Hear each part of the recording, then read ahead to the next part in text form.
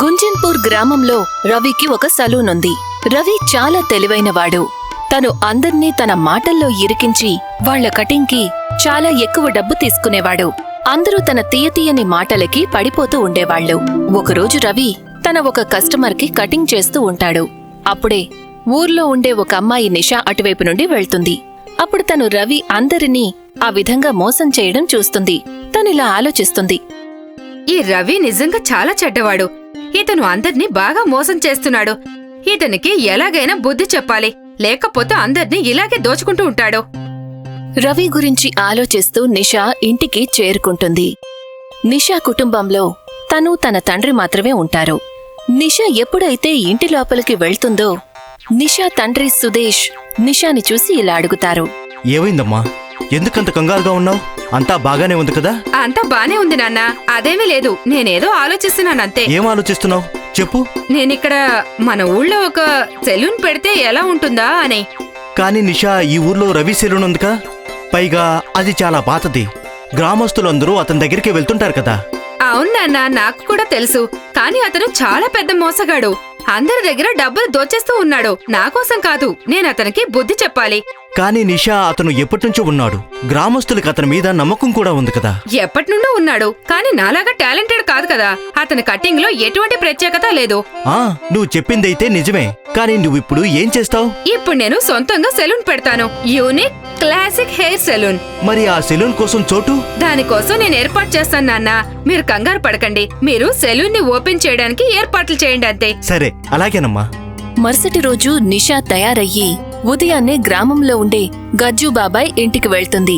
గజ్జుబాబాయ్ వాకిట్లో కూర్చుని పేపర్ చదువుతూ ఉంటారు. నిషా లోపలికి వెళ్తుంది. గజ్జుబాబాయ్ నిషాని చూసి ఇలా అంటారు. అమ్మా నిషా, నువ్వా? రామ్మా, కూర్చోమ్మా. నిషా గజ్జుబాబాయ్ పక్కన మంచం మీద కూర్చుంటుంది. గజ్జుబాబాయ్ నిషాని చూసి ఇలా అంటారు. ఏంటమ్మా నువ్వు ఇలా వచ్చావు? నీకేమైనా సమస్య వచ్చిందా? లేదు లేదు బాబాయ్, అటువంటిదేమీ లేదు. అది మీతో కాస్త పనుండొచ్చాను. ఏంటో చెప్పమ్మా. బాబాయ్, అది నాకు బజారు మధ్యలో ఉన్న మీ దుకాణం అద్దెకు కావాలి. ఏంటమ్మా అద్దెకెందుకు? అది నీ దుకాణమే అనుకో. కానీ నువ్వు ఉన్నట్టుండి వ్యాపారం పెట్టాలనుకున్నావా? అవును బాబాయ్, నేను ఈ ఊర్లో ఒక కొత్త హెయిర్ సెలూన్ మొదలు పెట్టాలనుకుంటున్నాను. కానీ నిషా, గ్రామంలో ఇప్పటికే ఒక సెలూన్ ఉంది కదా, రవిది. ఈ గ్రామంలో చిన్న పిల్లల దగ్గర నుండి ముసలివాళ్ల వరకు అందరూ ఆ సెలూన్కి వెళ్తూ ఉంటారు కదా, హెయిర్ కటింగ్ కోసం. అవును బాబాయ్, నాకు తెలుసు. కానీ అతను ఒట్టి మోసగాడు. అదే కాకుండా నాన్న ఆరోగ్యాన్ని దృష్టిలో పెట్టుకుని నేనిక్కడే ఉండాల్సి వచ్చింది.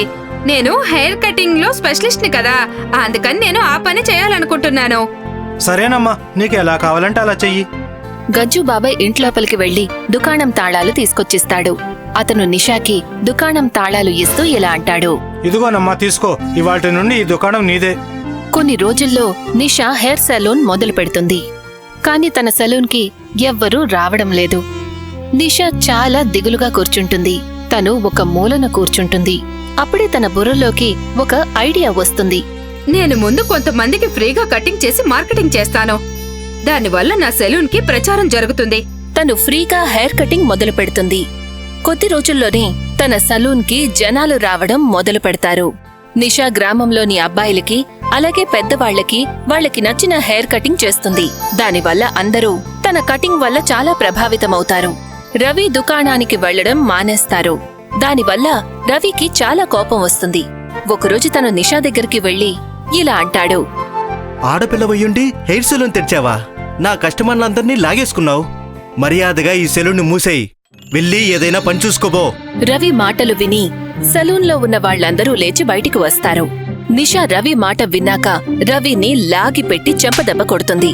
తరువాతిలా అంటుంది. నీకు సిగ్గుగా లేదు? ముందు నీ గ్రామస్తుల దగ్గర నువ్వు కటింగ్ కోసం ఎక్కువ డబ్బులు అడిగి దోచుకుంటున్నావు. ఇక తరువాత వచ్చి నన్ను బెదిరిస్తున్నావా? ఎంత ధైర్యం నీకసలు నన్ను బెదిరించడానికి? అంతలో గ్రామంలో ఉన్న వాళ్లందరూ నిషాని సపోర్ట్ చేయడానికి వస్తారు. వాళ్లు రవిని కొట్టడం మొదలు పెడతారు.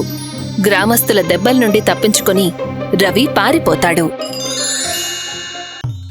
గుంజన్పూర్ గ్రామంలో రవికి ఒక సలూన్ ఉంది. రవి చాలా తెలివైనవాడు. తను అందర్నీ తన మాటల్లో ఇరికించి వాళ్ల కటింగ్కి చాలా ఎక్కువ డబ్బు తీసుకునేవాడు. అందరూ తన తీయతీయని మాటలకి పడిపోతూ ఉండేవాళ్లు. ఒకరోజు రవి తన ఒక కస్టమర్కి కటింగ్ చేస్తూ ఉంటాడు. అప్పుడే ఊర్లో ఉండే ఒక అమ్మాయి నిషా అటువైపు నుండి వెళ్తుంది. అప్పుడు తను రవి అందరినీ ఆ విధంగా మోసం చేయడం చూస్తుంది. తనిలా ఆలోచిస్తుంది. ఈ రవి నిజంగా చాలా చెడ్డవాడు. ఇతను అందర్నీ బాగా మోసం చేస్తున్నాడు. ఇతనికి ఎలాగైనా బుద్ధి చెప్పాలి, లేకపోతే అందర్నీ ఇలాగే దోచుకుంటూ ఉంటాడు. రవి గురించి ఆలోచిస్తూ నిషా ఇంటికి చేరుకుంటుంది.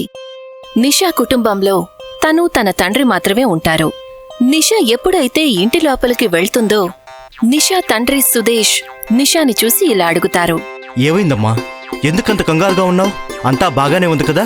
అంతా బానే ఉంది నాన్న, అదేమీ లేదు. నేనేదో ఆలోచిస్తున్నానంతే. ఏం ఆలోచిస్తున్నావు చెప్పు. నేనిక్కడ మన ఊళ్ళో ఒక సెలూన్ పెడితే ఎలా ఉంటుందా అని. కానీ నిషా, ఈ ఊర్లో రవి సెలూన్ ఉందిగా, పైగా అది చాలా పాతది. గ్రామస్తులందరూ అతని దగ్గరికి వెళ్తుంటారు కదా. అవును నాన్న, నాకు కూడా తెలుసు. కానీ అతను చాలా పెద్ద మోసగాడు. అందరి దగ్గర డబ్బులు దోచేస్తూ ఉన్నాడు. నా కోసం కాదు, నేను అతనికి బుద్ధి చెప్పాలి. కానీ నిషా, అతను ఎప్పటినుంచో ఉన్నాడు. గ్రామస్తులకి అతని మీద నమ్మకం కూడా ఉంది కదా. ఎప్పటినుండో ఉన్నాడు, కానీ నాలాగా టాలెంటెడ్ కాదు కదా. అతని కటింగ్ లో ఎటువంటి ప్రత్యేకత లేదు.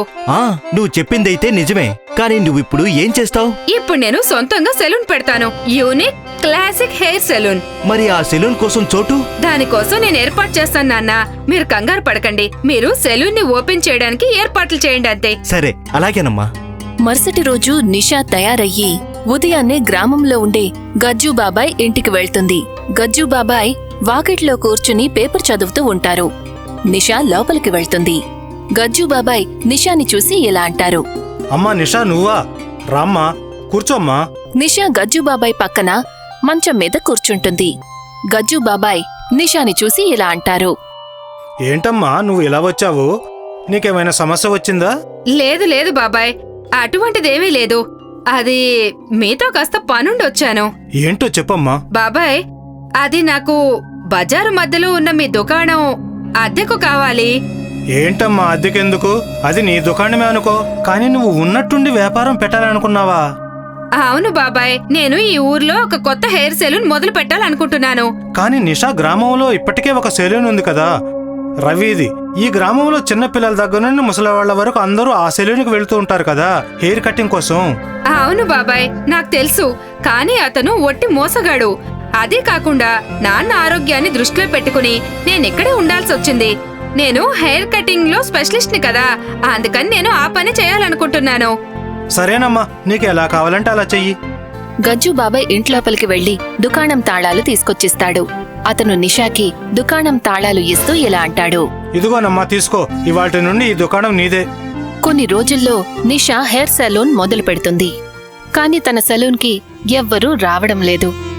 నిషా చాలా దిగులుగా కూర్చుంటుంది. తను ఒక మూలన కూర్చుంటుంది. అప్పుడే తన బుర్రలోకి ఒక ఐడియా వస్తుంది. నేను ముందు కొంతమందికి ఫ్రీగా కటింగ్ చేసి మార్కెటింగ్ చేస్తాను. దానివల్ల నా సెలూన్ కి ప్రచారం జరుగుతుంది. తను ఫ్రీగా హెయిర్ కటింగ్ మొదలు పెడుతుంది. కొద్ది రోజుల్లోనే తన సలూన్ కి జనాలు రావడం మొదలు పెడతారు. నిషా గ్రామంలోని అబ్బాయిలకి అలాగే పెద్దవాళ్లకి వాళ్ళకి నచ్చిన హెయిర్ కటింగ్ చేస్తుంది. దానివల్ల అందరూ తన కటింగ్ వల్ల చాలా ప్రభావితమవుతారు. రవి దుకాణానికి వెళ్లడం మానేస్తారు. దానివల్ల రవికి చాలా కోపం వస్తుంది. ఒకరోజు తను నిషా దగ్గరికి వెళ్లి ఇలా అంటాడు. ఆడపిల్లవయ్యుండి హెయిర్ సెలూన్ తెరిచావా? నా కస్టమర్లందర్నీ లాగేసుకున్నావు. మర్యాదగా ఈ సెలూన్ మూసేయి. వెళ్ళి ఏదైనా పని చూసుకోబో. రవి మాటలు విని సలూన్లో ఉన్న వాళ్లందరూ లేచి బయటికి వస్తారు. నిషా రవి మాట విన్నాక రవిని లాగిపెట్టి చెంపదెబ్బ కొడుతుంది. తరువాతిలా అంటుంది. నీకు సిగ్గుగా లేదు? ముందు నీ గ్రామస్తుల దగ్గర నువ్వు కటింగ్ కోసం ఎక్కువ డబ్బులు అడిగి దోచుకుంటున్నావు. ఇక తరువాత వచ్చి నన్ను బెదిరిస్తున్నావా?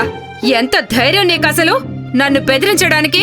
అంతలో గ్రామంలో ఉన్న వాళ్లందరూ నిషాని సపోర్ట్ చేయడానికి వస్తారు. వాళ్లు రవిని కొట్టడం మొదలు పెడతారు. గ్రామస్తుల దెబ్బల నుండి తప్పించుకుని రవి పారిపోతాడు.